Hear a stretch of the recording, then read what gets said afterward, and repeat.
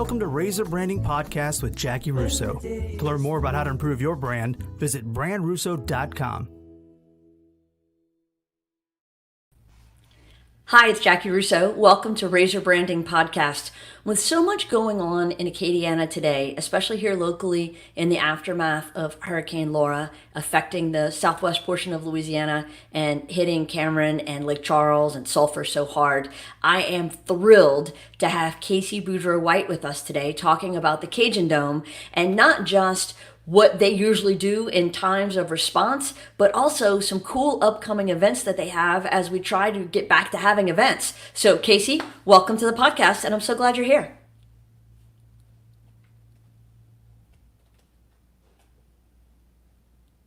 Oh, I think we've lost Casey. Hopefully she'll be able to come back in. That will be our hope. And in the meantime, I will just give you some updates to see if perhaps we can stall for a little time until she arrives. So, as most of you know, after just about every hurricane, but specifically after Hurricanes Katrina and Rita, the Cajundome served as a major focal point for evacuees in the state of Louisiana. Now, with so much going on to our neighbors to the west, specifically Lake Charles, Sulphur, Cameron Parish, all along the coast, a lot of people thought that this would be another opportunity for the Cajundome to serve as that kind of shelter. But there's an order from the governor saying he did not want large gatherings because of COVID. And then Mayor President Guillory putting out word that he didn't want even any small churches to serve as a shelter because of civil unrest. And so I think that's left a lot of organizations in a holding pattern. Meanwhile, one of the things that we're going to talk to Casey about when she's able to log back in is going to be some fun events they have coming up. They're doing an entire drive-in movie series. I'm super excited about that. I think they're trying to find ways to do more drive-in concerts. And there might even be some upcoming actual in-person events that they're starting to try to figure out how to do safely and appropriately. So the good thing is, once they're able to get back up, we could actually start to have some socially distant, masked, safe gatherings again. I know with football starting in a couple of weeks, the Raging Cajuns play in Iowa on September the 12th, and then have their first home game, which was supposed to be September 5th.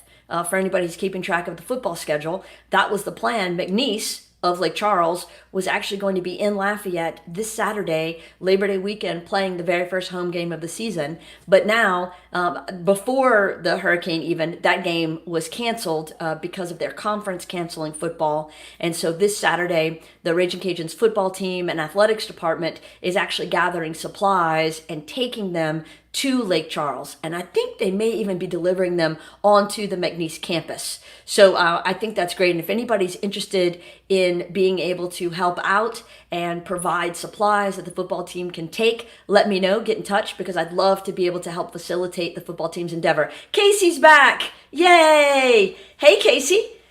Oh, wait. We see a picture of her, but I don't see that we find her physically here yet. She may be having some technical issues getting on. Yeah, if you don't have a high-speed internet connection, sometimes these live streams don't go as well, and according to plan, they're not quite live, you know? So while we wait for Casey to work out some of her technical issues, she may have to get to a different Wi-Fi connection or hardwired connection. I'll keep talking about the drive that's happening this weekend. So if you have any materials that you can deliver, I know specifically they're looking for cases of water, they're looking for tarps, they're looking for flashlights, obviously any clothing that you have, non-perishable goods.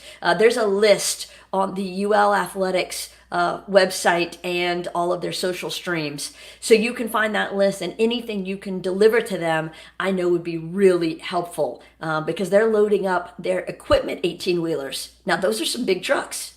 Full-size 18-wheelers, and they want to pack it to the brim and take it over to Lake Charles to help out our neighbors. McNeese itself, the campus, although did see some damage, I think was probably spared the worst of it. But from the reports I read yesterday, 78% of the structures in Southwest Louisiana were damaged. 78%. I'm a rounder. I like to round up. So we might as well say just about all of them. So that's great.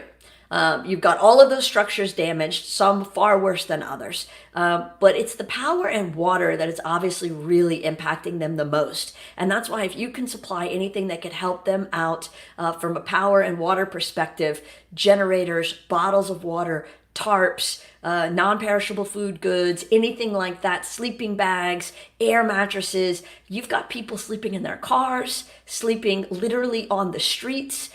We had a crew there helping out yesterday and the day before, and it is just mind-blowing the damage. I think they're predicting that with the all of the water stations, water plants being affected, 2 of them being completely obliterated, that it's going to be quite some time before they're able to get full water capacity back up.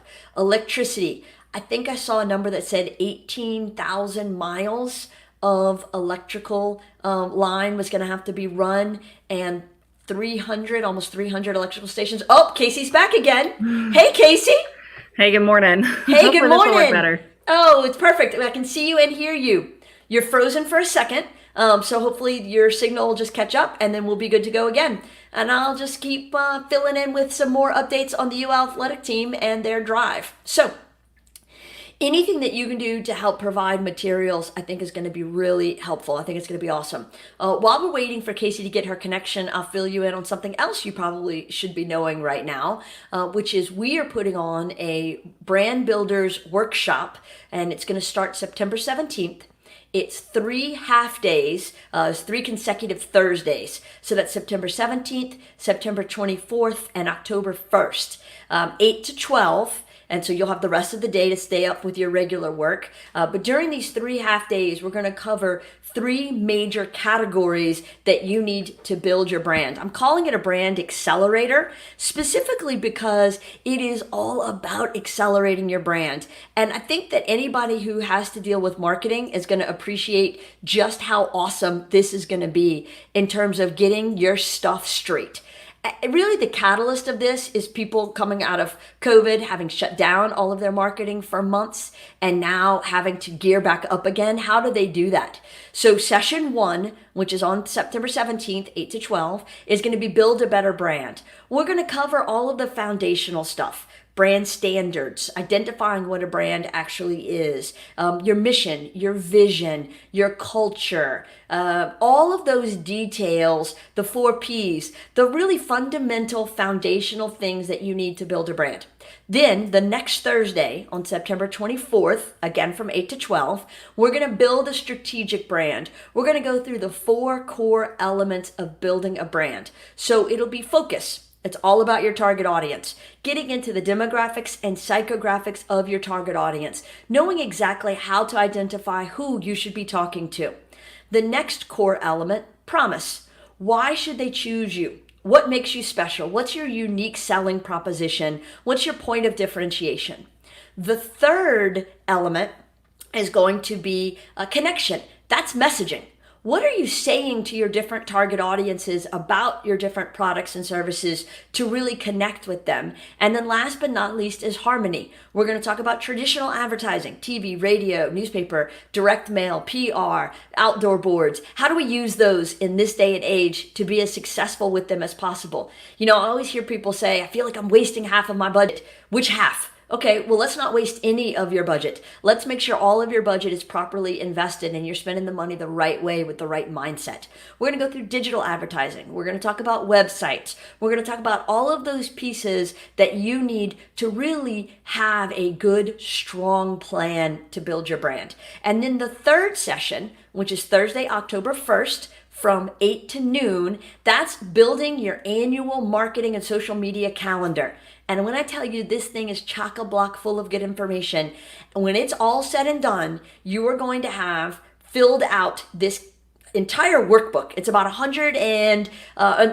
final count right now is 236 pages in this workbook of everything you need. And it's so easy. Don't be overwhelmed by the number of pages. Each page is one thing. And so you fill out that one thing, done, move to the next page. And we're going to fill it out together. That's the great part. Over the course of this 12 hours, we're going to fill out all of these pages together. So when we're done, you'll have a calendar. Now your calendar can start October 1st if you wanted to, or your calendar can start January 1st. That's up to you. But you'll have a completely filled in calendar with what you're doing for traditional advertising, what you're doing for digital advertising, what you're doing for your content inbound marketing program, what you're doing for your thought leadership, how you're handling your social media. We're going to go through all the different social media channels that your target audience uses, and we're going to talk about which ones you should be using and how to best use them.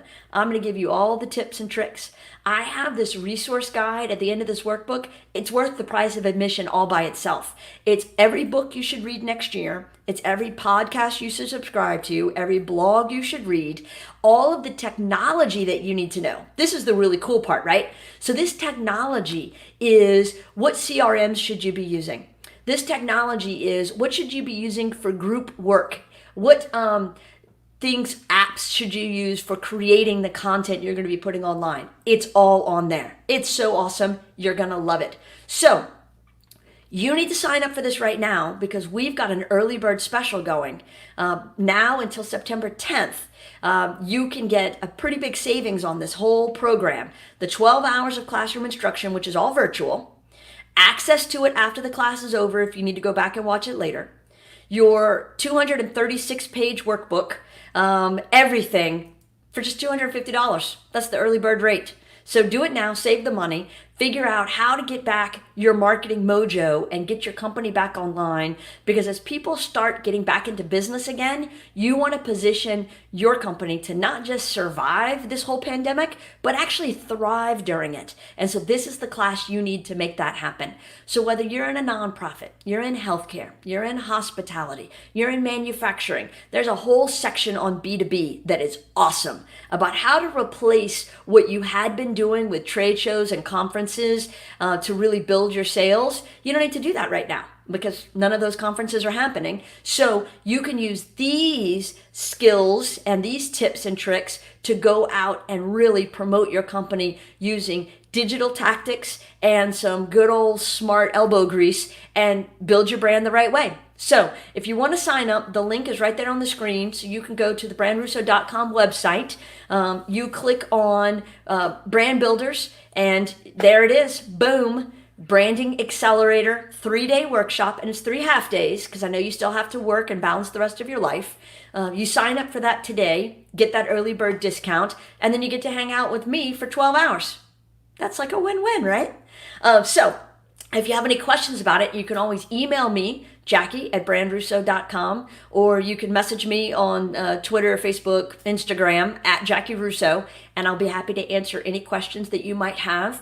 Looks like we just got a question actually. One of the questions is, if you register for the class and then you can't attend an hour or something because you get called into work, no problem. All of the sessions will be available for download later. And it looks like Casey White is back with us. Hey, Casey. Hopefully, maybe third time's a charm. I feel like it. Listen, I have to tell you, this is maybe the 25th or 26th episode of this thing that we've done since the pandemic started. We have a technical challenge every time. So do not feel like you're the only one. It's very normal at this point. So you're in your third location now inside this Cajundome. Is this the one that has the Wi-Fi hotspot you feel the best about? I hope so at this point.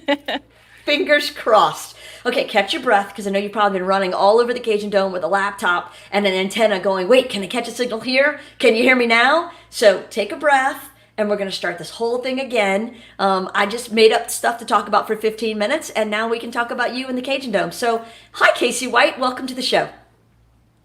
Hi, thanks for having me this morning. Oh, great to have you here. So I know that one of the hardest hit areas of our community has been live events. And so obviously that's what the Cajundome does more than anything. So tell us what it was like in the middle of March when you got the word that we were going into a shelter at home order and you had lined up this entire array of amazing spring events that now were not going to happen. How do you go about canceling everything? Yeah, I mean, It was a really stressful couple of weeks. We had probably our busiest March on record coming up. We had just come off of the Jason Aldean concert. And then, we had the Kiss concert coming up a week later. We had a week of Cirque du Soleil. We had Toughest Monster Truck. So there was a lot coming up in a very short amount of time. And, there was a lot of behind the scenes where we had to get everything updated on our websites. Some of those later events in March were, still hanging on, hoping, maybe it didn't happen.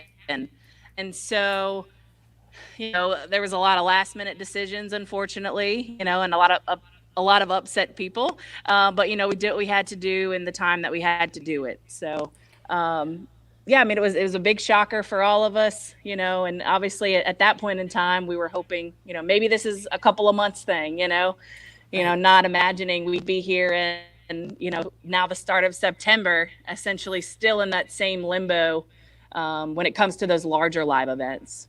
Isn't that just crazy? I mean, 6 months later, we're still trying to figure out what next week holds for us. I don't know that as humans, we're hardwired to live so minute by minute. I mean, I know we're supposed to live in the moment, but this scheduling thing, for the people who like to plan like me, I live by my calendar, this whole it's on, it's off thing is quite frustrating. And then I would imagine there are a lot of things beyond your control, like refunds. That's kind of a Ticketmaster or Live Nation decision, right? I mean, the Cajundome doesn't get to decide who gets refunds and when. Right. Yeah. I mean, when you think about it, that ticket money is not our money. Essentially, if you buy your tickets at the box office, we're holding on to that for a short period of time, and then we're sending that over to Ticketmaster. So, yeah, anything that comes along with, refunds or the process to get those, unless you bought it directly at the box office, that's all out of our hands. So we have to go along with, their guidelines. Obviously, this is a lot of money that they've now lost out on, right? So, that's a lot of cash they have to have on hand to be able to even offer refunds and turn that back around. They're a huge enterprise, so it takes a lot of money to keep all those account reps working and getting those events on sale. So yeah, I mean, unfortunately, I think we're kind of used to that last minute, oh, hey, we want to get this show out in 2 days, get everything ready. So, we're kind of used to tight deadlines and making things work. But, obviously, a lot of those decisions come from outside. So we just have to be ready and willing to do what we have to do when the time comes. Right. That's so tough. So then I know, you get through March and April and those immediate events, and now it's like, oh, we're going to have to buckle up for the long haul. And so then all of a sudden along came the Cajun Heartland State Fair. Go, fun, cancel. So it led into the summer, which is usually a pretty busy time for y'all. Now we're back again to the fall coming up. Are y'all starting to think about scheduling things? Or are we looking into the future? Is there a forecast magic ball where y'all are like, we feel good about putting this on the books on this date? It's a combination of things. So obviously a lot of the shows that we were going to have in the spring this year all got pushed to the fall. So, within the past month or so, they've been pushed to the spring of next year. So, our calendar from, a busy standpoint is, our calendars are full, starting in January, through May, really. So, I mean, that's promising. Now, I'd be remiss to say that if some of those major concerts aren't already thinking, do we have to look at fall dates for 2021, because we don't know at this point. Like you said, we all wish we had the magic crystal ball that says, when are the guidelines loosen up? When are the local guidelines going to loosen up?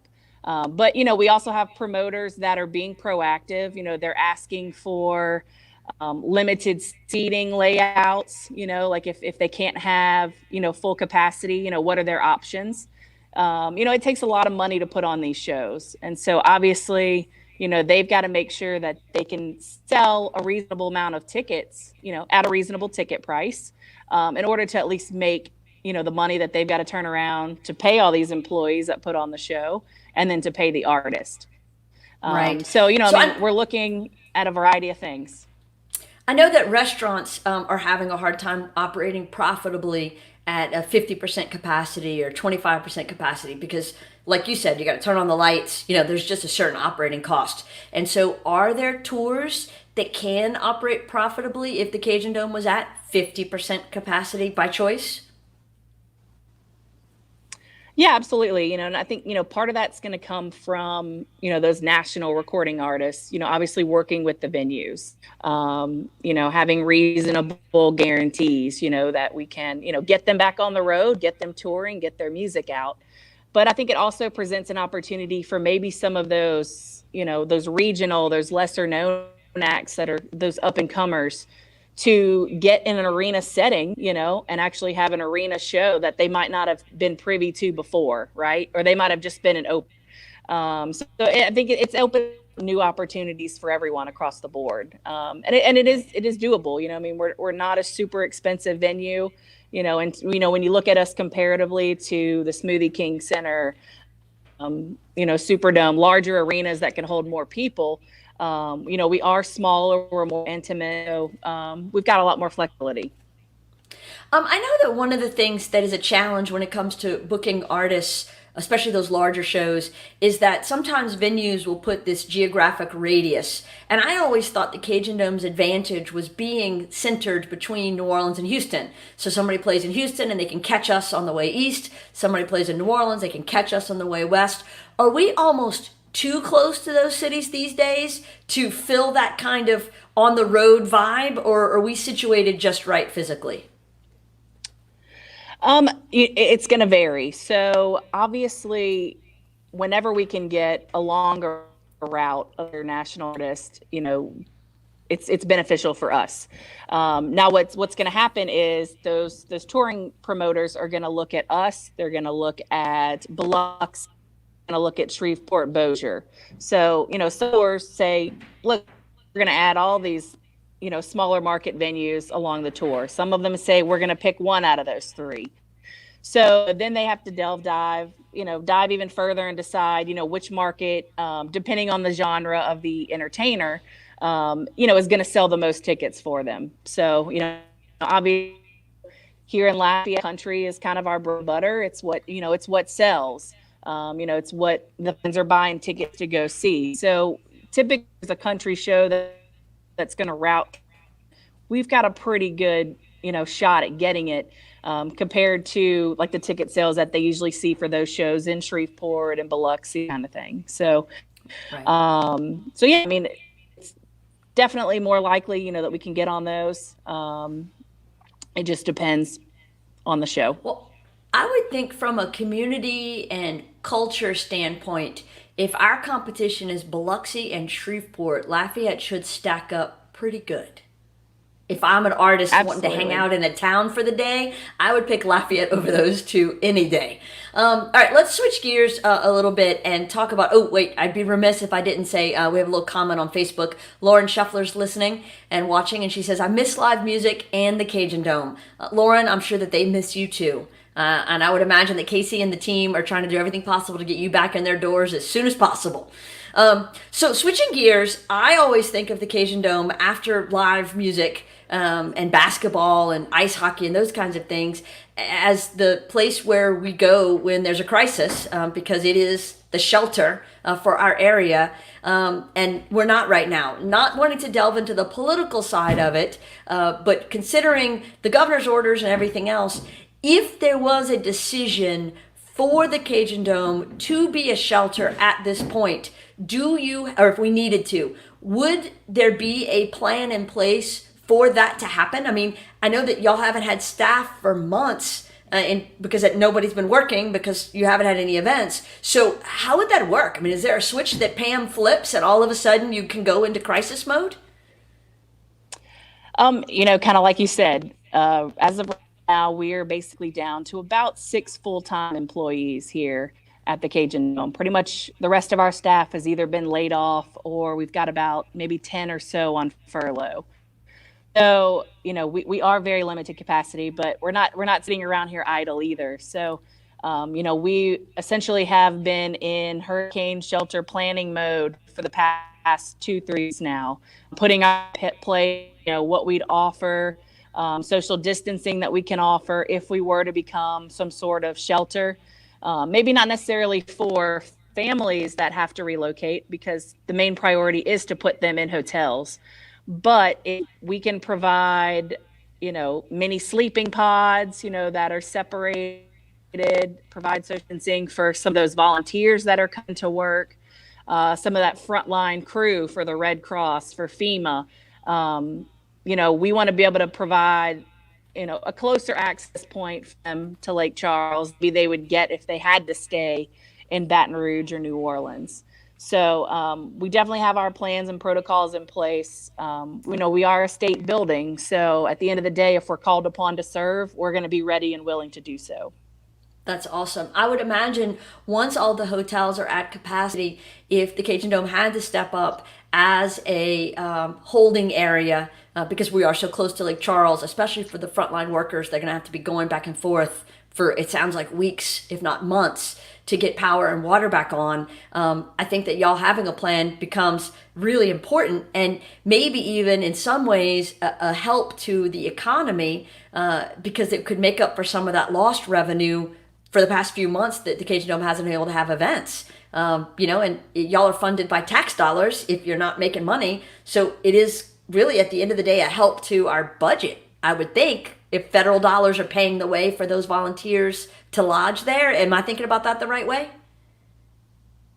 Right. Yeah. So part of their funding would come through federal, FEMA, the GOSEP, things like that. I mean, that would be, essentially federal dollars that could come in, and help us right now.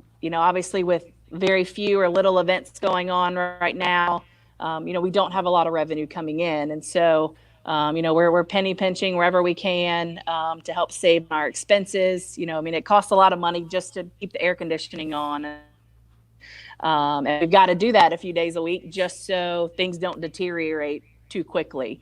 So, keeping up that maintenance and everything else. So, that those dollars help. And then that brings in people that, have their own, per diems and things like that they can go and spend at the local restaurants, the retail stores and everything. So, it just like our events would bring in outside cash to our local businesses, this sort of situation, while unfortunate, also sort of does the same thing. Right. Absolutely. I mean, we don't ever want a disaster to strike, but in the year of 2020, it feels like every week brings a new one. And if there's a way to sort of recoup some of our financial hardships, this would be the way to do that. And so let's step up and help where we can. In terms of upcoming events, am I correct that y'all are going to be doing some drive-in movie events? That's correct. Yeah. So, if you were aware, we did a Garth Brooks concert stream drive-in event back in June. And so that kind of got our appetite whet for some drive-in events. And so I reached out to our friends at Social Entertainment. We had been working with them since last year for the fair. We did the Southern Fried Down. And so I reached out to them and say, obviously they're very event-driven business. And without anything going on, I reached out to them and said, hey, would you put together this drive-in concept? And they were on board, and they've been a great partner so far. And we're looking forward to our first drive-in weekend. It's going to be September 18th through the 20th. So the Friday night, we're going to feature some movies, Spider-Man Into the Spider-Verse, and then a late night movie with Raiders of the Lost Ark. And then Saturday and Sunday, we actually have live music out there. So we'll have sort of like a country lineup on Saturday. It's going to have Ray Boudreaux, Mark Broussard, Clay Cormier, Roddy Romero, and Julian Primo. And then on Sunday, we'll have sort of like a Cajun Zydeco lineup with Chubby Carrier, Horst Trahan, Lack, and some other guests that he's going to be bringing on as well. So, it's kind of a great opportunity for us to have some events going on. I think you kind of see that hashtag cancel culture floating around right now. I think we just saw the pumpkin patch got canceled So, we're trying to provide some safe, social distance events. Folks will drive up, they could stay in their vehicle. The sound will actually stream through an FM transmitter. And so they'll hear it straight through their radio, or they could bring a battery operated radio. So, and then there'll be a space between each vehicle. So there's plenty of space, to social distance and be able to enjoy some entertainment, enjoy some live entertainment. And hopefully if this cold front that they keep alluding to happens, maybe there'll be some really nice weather that weekend too, to be able to enjoy it. So, but yeah, and obviously putting this information out there about this drive-in, we've also gotten a lot of other interest from some touring artists, national comedians that maybe would have not have looked at Lafayette necessarily in the past, are looking to get into the drive-in show business, so they could get back out on the road. So it's been really promising and exciting kind of see what's sort of stemmed out from that. That's awesome. So Michael's put the link up to your Facebook page for people to go to get more information about the drive-in. And are people buying tickets online? Do you buy at the gate? How does that work? Yeah, so tickets are going to be available in advance. They could go to Cajundome.com. The plan is we're trying to get the tickets up to where they can go on sale at the end of this week. So we'll have more information going live soon. But yeah, basically in advance. You can bring outside food and beverage. We'll just be charging a cooler fee if you want to bring in an outside cooler. But we'll also have food available for purchase from Reggie's Soul Food. I know they recently had to close their downtown location because of the pandemic. So we're really excited about that partnership and to help him get his business back, on the road essentially. And the Cajundome will provide beverages for sale as well. So we're looking forward to a really fun event. That is awesome. So is this like the old days where you charge by the person or by the car? Do I need to plan on putting 7 people in my trunk and sneaking them in? Or are you just charging by the vehicle? Right. So tickets are priced per vehicle. And then you could have up to the number of legal seat belts in your vehicle. Is what you're allowed to bring with you. And then we will have, we are planning to do some oversized vehicle passes. So like if you want to bring your RV, if you want to bring a Sprinter van, things like that. If you want to come in a limousine, you could basically buy a larger pass to do that. Awesome.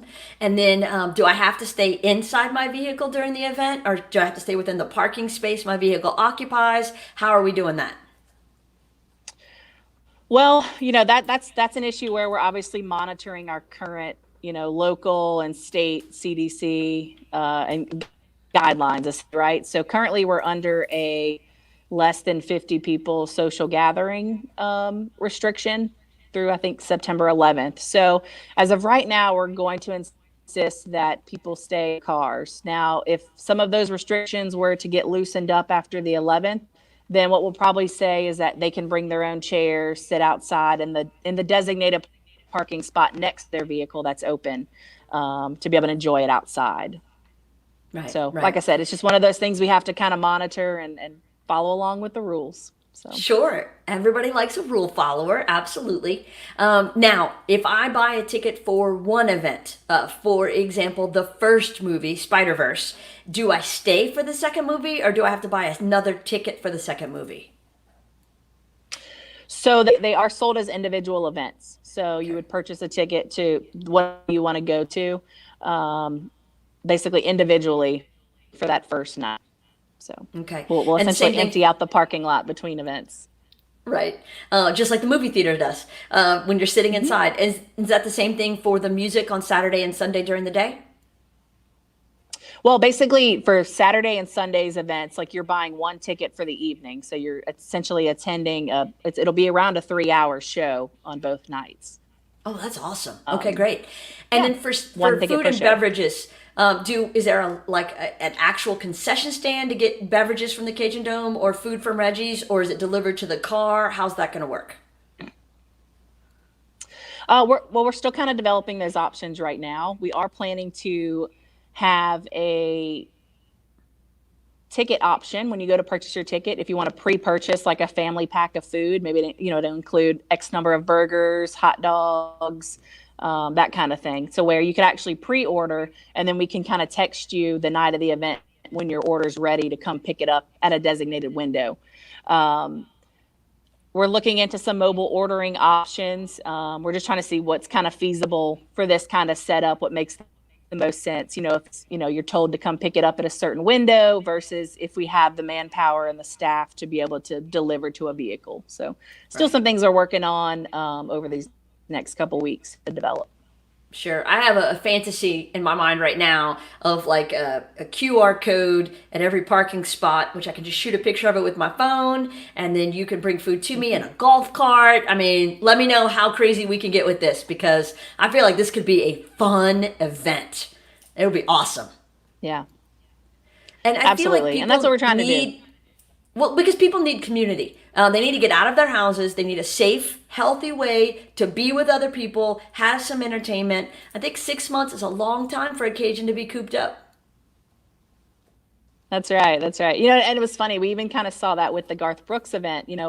People would, that they came with, of course, they would sort of put their chairs in a circle next to their vehicle, and half of them weren't even looking at the screen, just so they could kind of sit and chat and, conversate with their friends that they came with. So yeah, I think it's long due for another run. Right. No, absolutely. And so if these go well, are there thoughts that you would continue this on even after we're well into phase 4 and whatever normal looks like? I mean, maybe this is a thing that we do now. Yeah, absolutely. I think this is something that we're only going to be able to expand on. We're already sort of looking at parking lot concert options, like with tables, where you would reserve a table essentially to watch a live concert. So, we're kind of looking as the phases progress, what things we can incorporate until we can get back to that, capacity in the arena. Because, obviously we don't at this point know when that's going to be. We can hope that it's going to be in March when our first concert is currently scheduled for. But at this point in time, we just don't know. So we have to prepare the drive-in, the outdoor concert's going to be our way of life, maybe for the next, 6-8 months. We just don't know at this point. Right. But we got to have those plans. I would like to lobby to have the area behind the convention center where that grass parking lot and the coulee run turned into an outdoor shaded amphitheater, kind of like the Cynthia Woods Mitchell Pavilion in the Woodlands. So can you make that happen? Do you have that kind of power? With time and money, as we've always said. Oh my God, you sound just like Pam just now. That is awesome.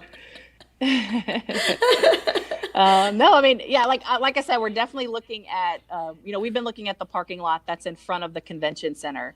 We can use the fencing that we would use normally for the fair, and essentially sort of fence off an area in front of the convention center, set up a stage, have the tables set up with seating. So, we're looking at all kind of different options. So it's wherever we can maximize the most amount of space and keep social distancing and everything else. So right, we're looking at all the options. I love that. I would imagine that you all pay attention to other venues of your similar size and market across the country. Have you observed any of them doing these kinds of things and maybe some other things that y'all are thinking, I like the way they pulled that off over there in Des Moines. We should do something like that. What's on the radar? What's caught your attention that somebody else has done right and you're like, I want to do some of that? Most of the other venues, they're kind of doing similar things, so like some of them have delved into the drive-in concept ideas. And then to further expand live stream of these shows that have been paid concerts online. So I think that's one thing that we've kind of taken note of and that we're going to try to maybe introduce with some of these drive-in concerts. Obviously keeping it very affordable, maybe like a $10, right?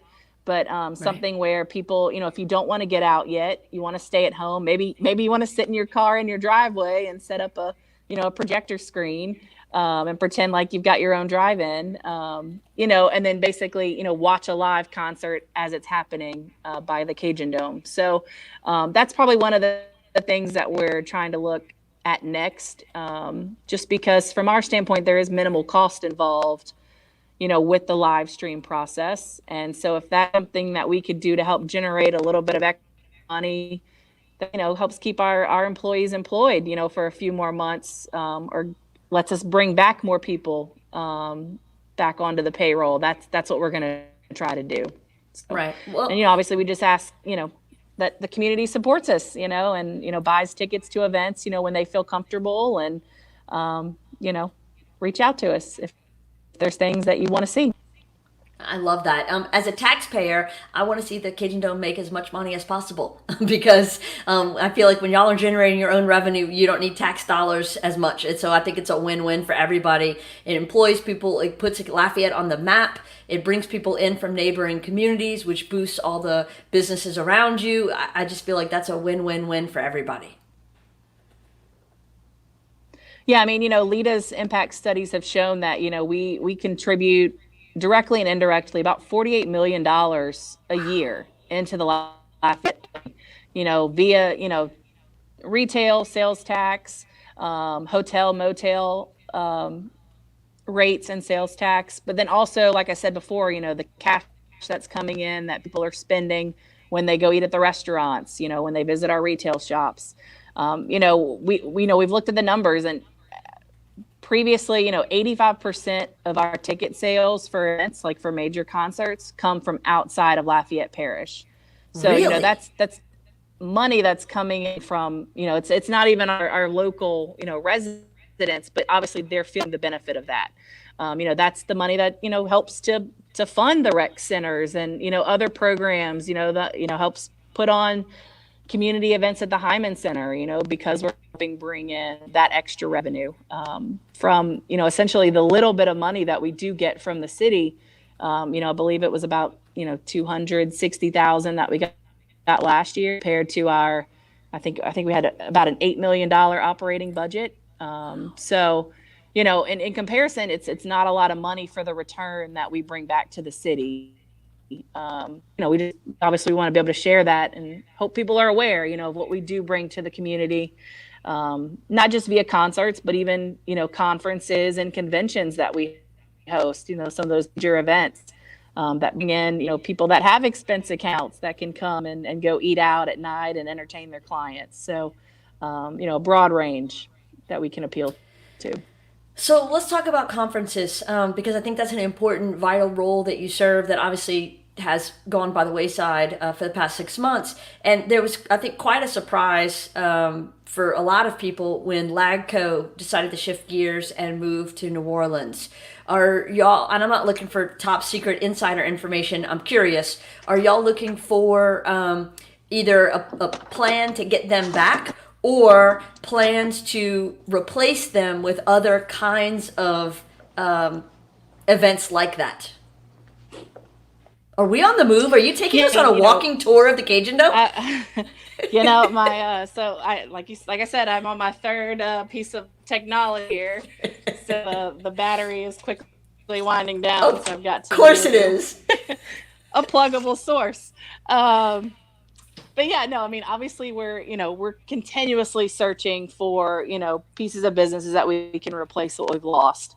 The benefit obviously is, some of the conventions that were going to be in those larger cities, with COVID and everything, they've decided to look at other markets, smaller markets.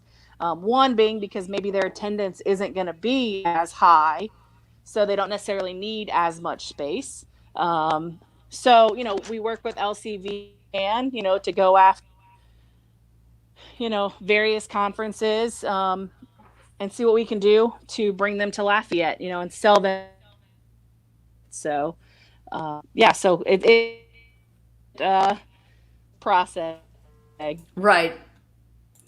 Well, one of the things that I would think when you're looking at bringing in these other venues, especially, and I hadn't thought about that, but I think that's a great point. Conferences that would normally go to Houston or New Orleans that maybe aren't going to have as much attendance and can't afford those big venues, we become the magic sweet spot.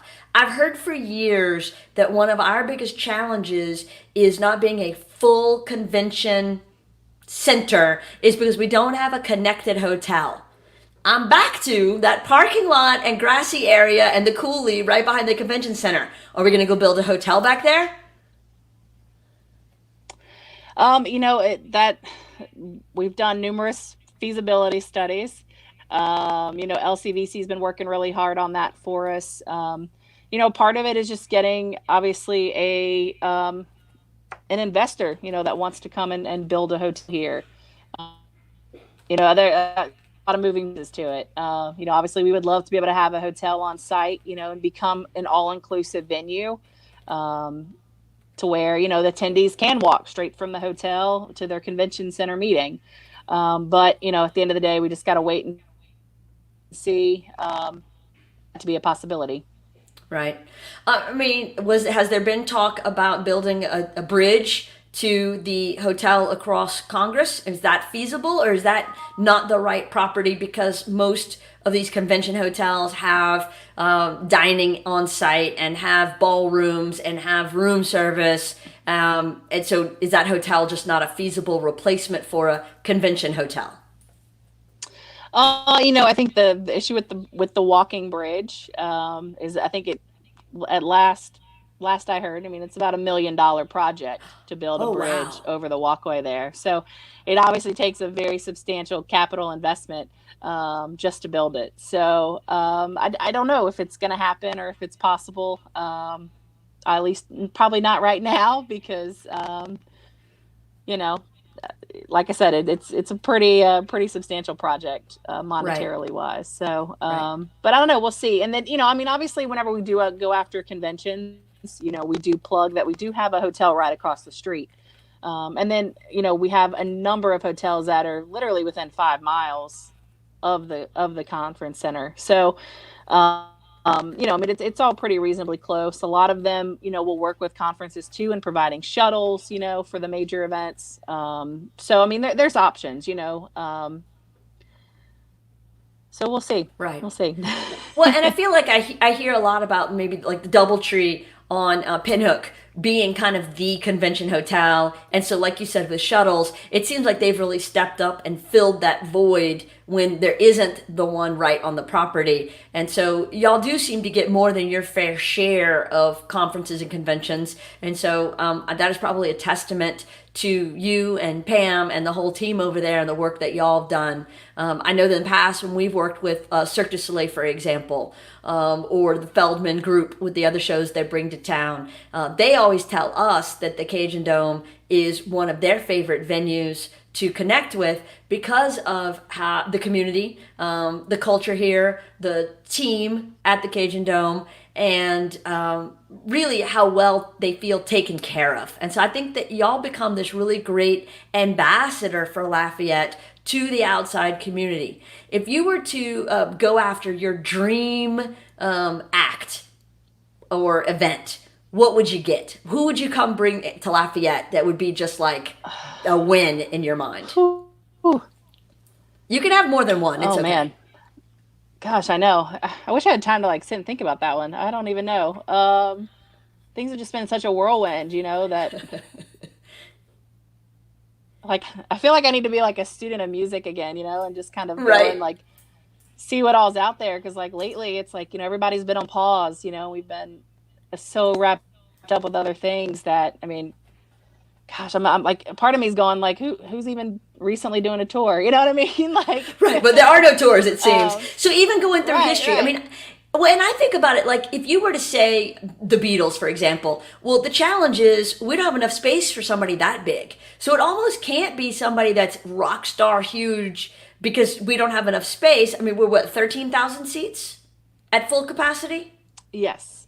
Okay. Correct. So so roughly. you can't go get Paul McCartney, who put 250,000 people in Central Park, or Elvis. You would have to get somebody maybe kind of a mid-size touring artist. So maybe that's it. Maybe it just becomes that we become known as the place that if you are a mid-size touring act, you have to stop in Lafayette, and they start foregoing Biloxi or Shreveport, some of the other mid-sized southern Gulf Coast stops, and we become the number one choice. I could see that.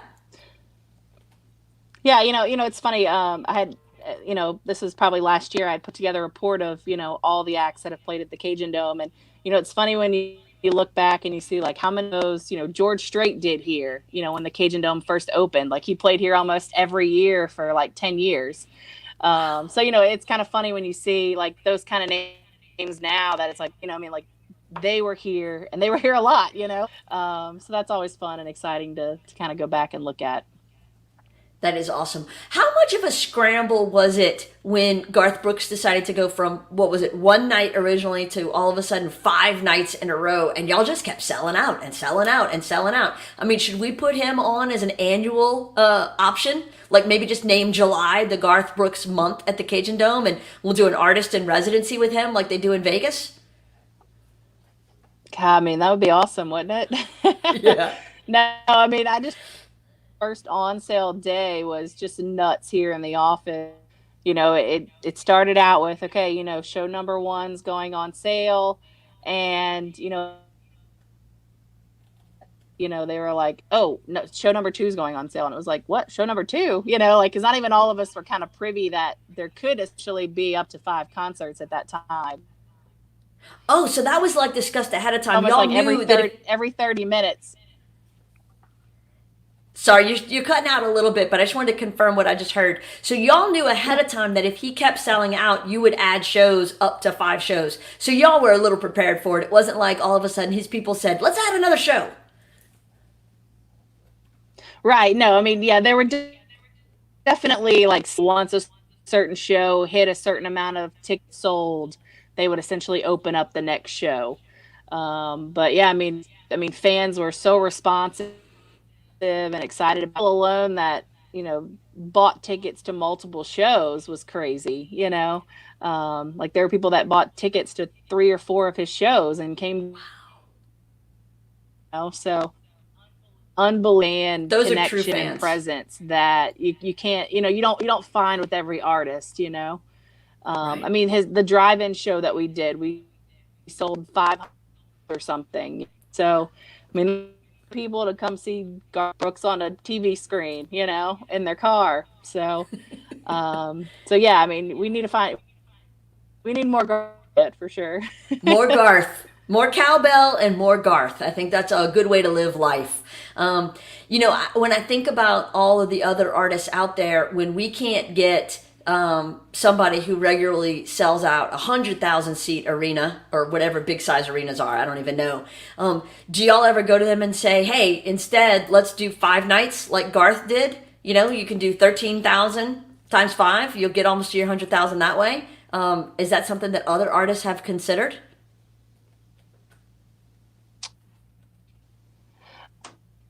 Honestly, I'm not sure. When it comes to a lot of the promoter relations, that is handled by our director, Pam. So that she's privy to than I am at this point in time. But, I think especially like right now, whenever we're looking at reduced capacities for shows, artists are possibly looking at doing multiple shows in a city so that they can at least get closer to those normal capacities. So, for right. Sure. Well, and I think if we get to that point, that again becomes a benefit to the community, because if we can keep an artist in town, 2, 3, 4 days at a time, that's more revenue into our city. That's more people coming in for concerts over time. And so that seems like a way to do both things, to be safe, to be socially distant and at reduced capacity, but still allow for opportunities for togetherness, live events, and revenue generators. And I think when we can do both things, we can be healthy and make money. I think that's a good move for everybody. Casey, what else should we know about the Cajundome? What should we know about the job y'all are doing, the challenges you're going through, what's next, anything?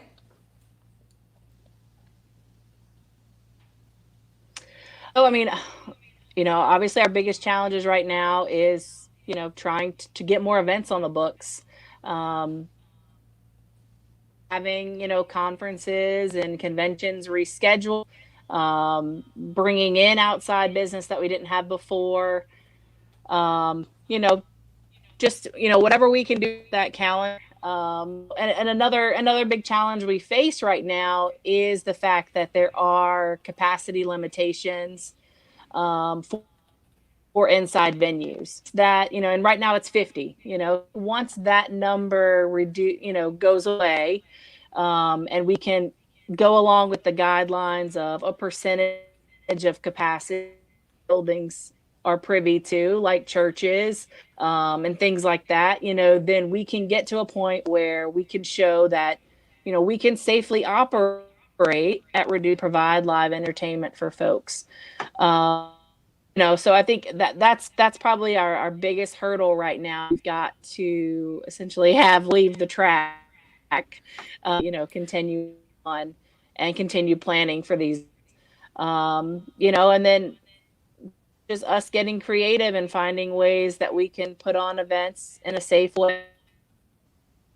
Right. Or concert, things like that, we're willing to do until we can get back to where we need to be inside.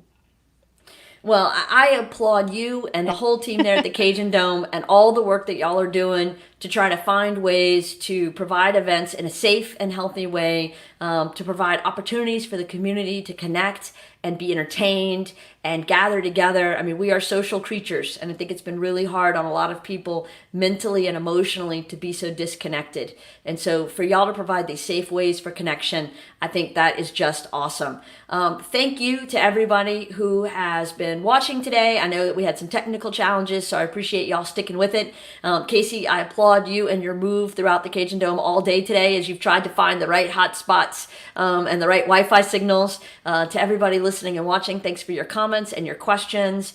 And hopefully you'll have a chance to head over to the Cajundome in a couple of weeks, sit outside, maybe there'll be a cool front come through, and you can watch a movie, listen to some music, eat some good food, and see your friends and neighbors again. And as I mentioned at the top of the hour, there are two things that I hope you're able to do right now. One is support the UL Athletics Department and their fundraising supply drive to bring needed materials to Lake Charles on Saturday. And the other is go to our RazorBranding workshop and sign up for the Brand Accelerator series and figure out how to get your marketing back online.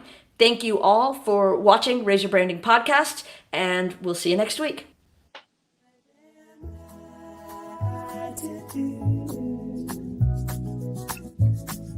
When the day is through.